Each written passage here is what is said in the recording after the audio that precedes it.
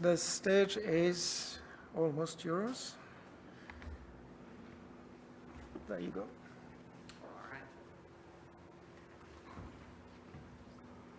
Thank you very much. It's really wonderful to be here in Venice and be part of this group. This is my third time here. I've always found this to be an extremely interesting and productive use of time for those of us interested in CCS. And today I'm going to be talking about, title of my talk is CCUS in North Dakota, 1 million tons stored and accelerated.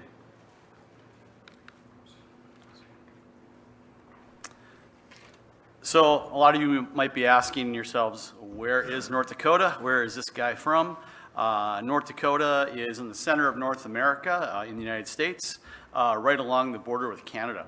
One thing that I regret not putting on this map is we have relationships in terms of CCUS, very close relationships with Saskatchewan, and I know Eric will be talking about that a little bit, and you'll see how that relationship works in his talk. And then we also have relationships with Wyoming and Montana as sources of CO2 in a pipeline that crosses to one of the projects I'll be talking about. For those who may not be familiar, Saskatchewan is this province here in central North Dakota, or central North America, and then Wyoming is the square shape down here. So I'm going to cut to the chase. As of September 2023, North Dakota has stored 1,880,000 tons of CO2 in 2 different projects. I'll be touching on those a little bit, and I'll also be talking about some projects that are in queue and in various stages of development, and kind of where things are going, and also how we got there. So how we got there is really the economic incentives that are in place in the United States to make CCUS economically viable.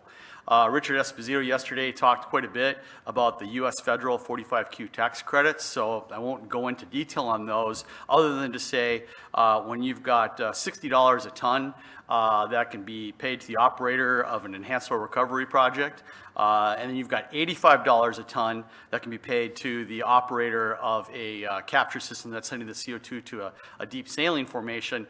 Those are significant economic inputs that can make a project economically viable. The other thing that's going on in the U.S.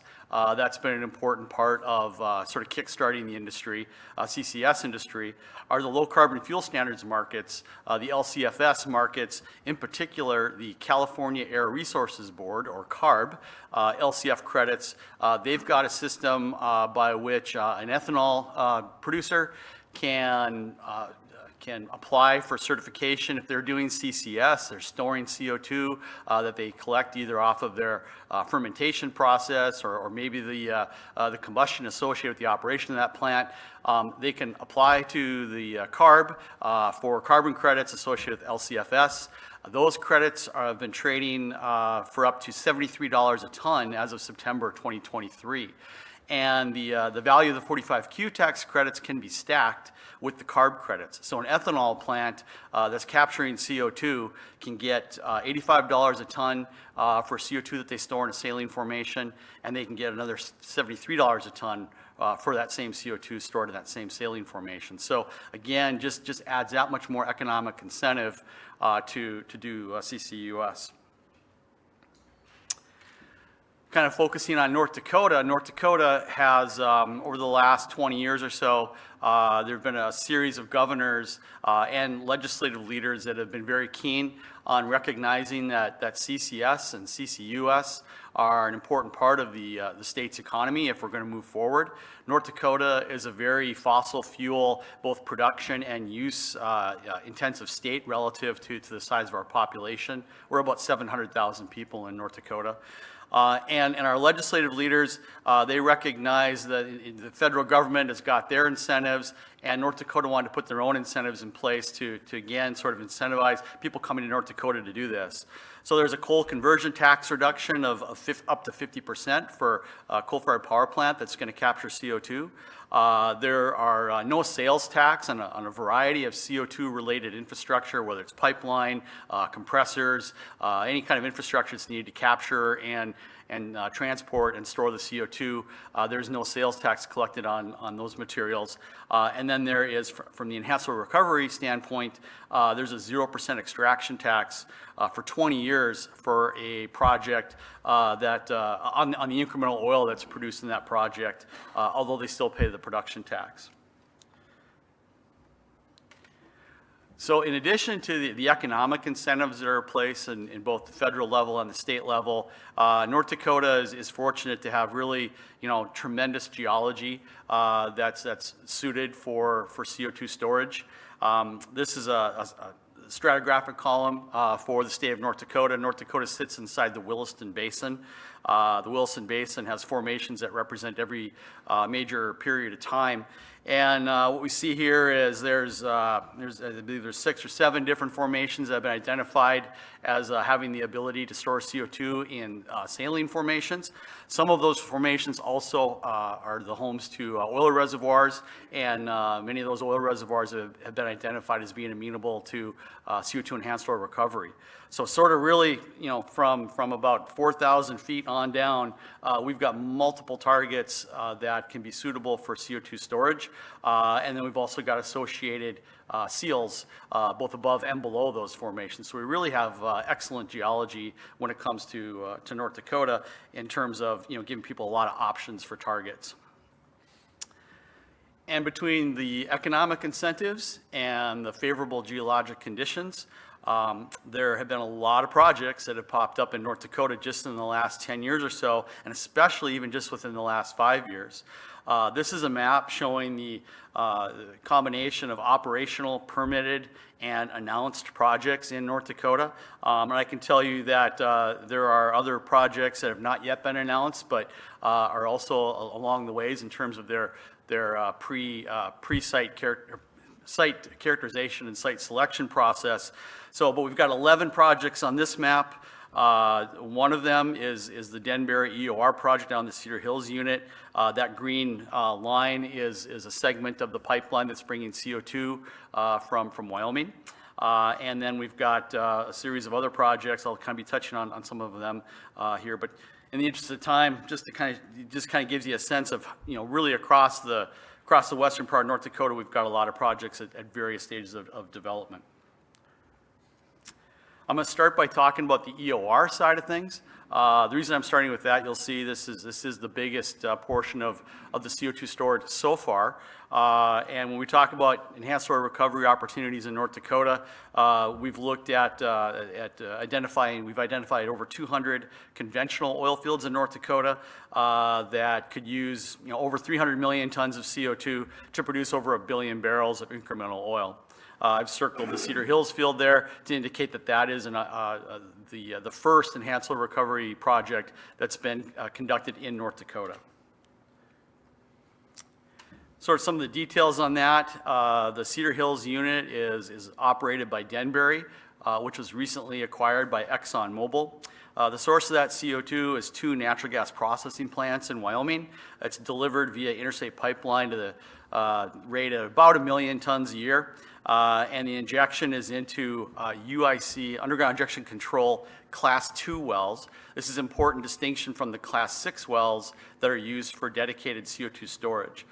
Class 2 wells have been a classification for wells that have been used for enhanced oil recovery and the disposal of oil field waste for since the 1970s, and they are regulated by the state, and you don't need any kind of EPA approval to use a Class 2 well for CO2 injection for enhanced oil recovery. The injection at the Cedar Hills unit was initiated in February of 2022. And to date, approximately 1.7 million tons of CO2 have been injected into that oil field. I'm going to switch over now to the North Dakota saline storage opportunities that we have. I showed you the strat column earlier. This is a little bit of a summary of it. This is a cross-section of the Williston Basin, cartoon cross-section of the Williston Basin. And what I want to point out is at the top, I've circled the Fox Hills Formation. That is the lowest underground source of drinking water as defined by law. And as you can see, we're quite a ways below that with a big Cretaceous shale package that helps isolate it from any CO2 injection operations. The first big target that we've got, depth-wise, is the Broom Creek Formation. That currently has 4 permits. There are 4 permits associated with CCS projects in North Dakota, and there's one operating project injecting into the Broom Creek Formation. The Broom Creek Formation is a Permian sandstone. Then below that, we've got a package of carbonate rocks, the Madison, the Interlake, the Red River formations. These are carbonates that have been identified and to some extent characterized for CO2 storage in saline aquifers. And then below that, at the basal Cambrian, we've got the Deadwood Formation and the Winnipeg Group.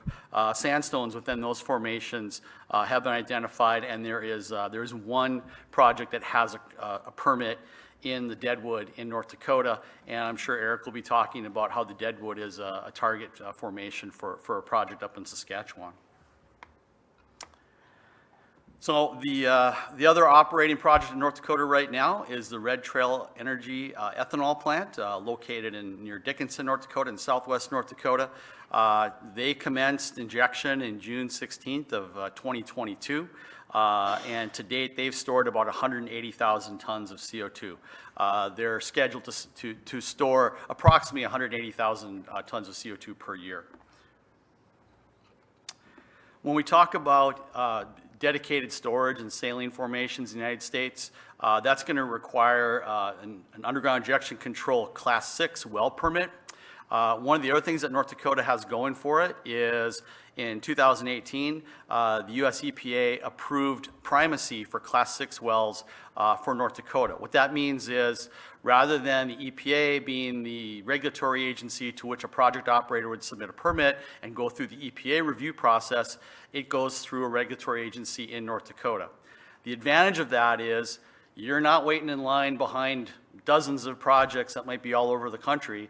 You're just in with the other North Dakota projects. You're also dealing with a regulatory agency that is very familiar with the geology into which you intend to inject, very familiar with the sealing formations, very familiar with that North Dakota subsurface. And so you're dealing with folks that can iterate back and forth in a much more efficient way. The other thing that North Dakota has going for it, oh, and by the way, that Class 6 regulatory agency in North Dakota is the North Dakota Industrial Commission Department of Mineral Resources. The other thing North Dakota has going for it is they've got clearly established rules for pore space ownership. Essentially, the surface owner is also the pore space owner. And North Dakota also has a process by which pore space can be amalgamated for the purposes of CCS. Talk a little bit about that to help set the context for what that really means. And this could have been multiple slides, but I've chose this one because the follow-up slide will kind of illustrate why I chose it. What I want to get across is, so in North Dakota, if a project is interested in doing CCS, they've got to have what's called a well of knowledge. The state law requires a well of knowledge. So what that means to us is, okay, we drill a stratigraphic test well, we collect core, we run logs, we do injectivity tests, we do tests on the seals to determine the mechanical strength of those seals. All of that is done in the well of knowledge, the strat test well. The other thing that is the law doesn't specifically require it, but the regulatory agency, they won't act on it unless you've done seismic, unless you've got seismic data. So there will be a 3D seismic that's run at some point in the pre-feasibility phase. And with the strat test well data, with data from wells, maybe in the area of review, and then with that 3D seismic, a model will be built and simulations will be run of different injection scenarios. And what you get out of that is you end up with what you propose as your stabilized plume. After the end of the project. If you're going to run your project for 30 years and you're going to run it at 1 million tons a year, this plume represents what you predict after 30 million tons have been injected over 30 years. And then there's a series of buffers that the law requires, whether it's the first one is to define your storage facility area. That is the area that, within that area, the operator has to obtain voluntary approval of pore space leases from 60%, that covers 60% of that storage facility area that's defined. That's the requirement by law. Once you get 60%, then you can go to a hearing, and what can come out of that hearing is an amalgamation order, which will force pool the remaining 40% into that storage facility area. Everybody that, at the end of the pooling process, the forced pooling process, every landowner is going to get paid at the same rate as all the other landowners, and it'll be on a ton per acre system.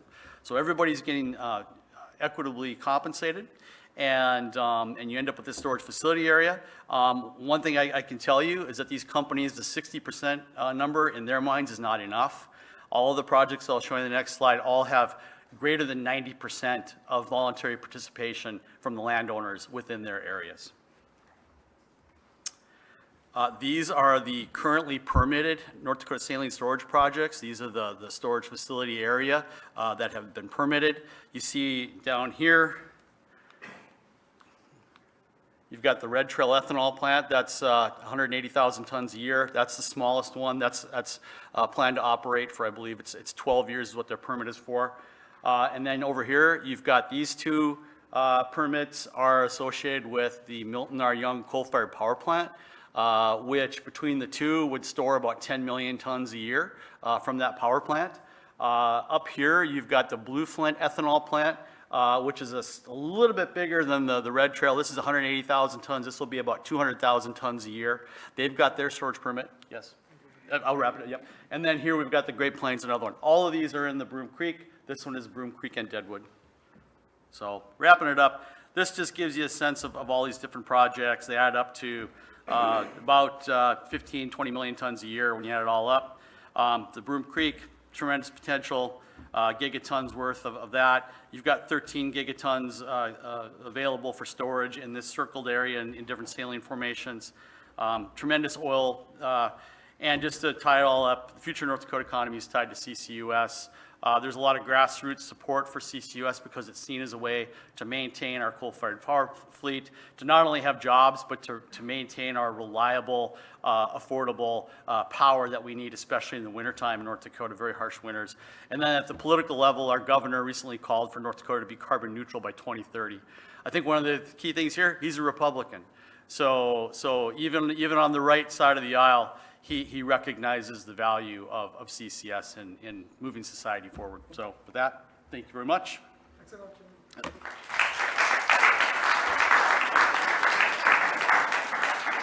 I think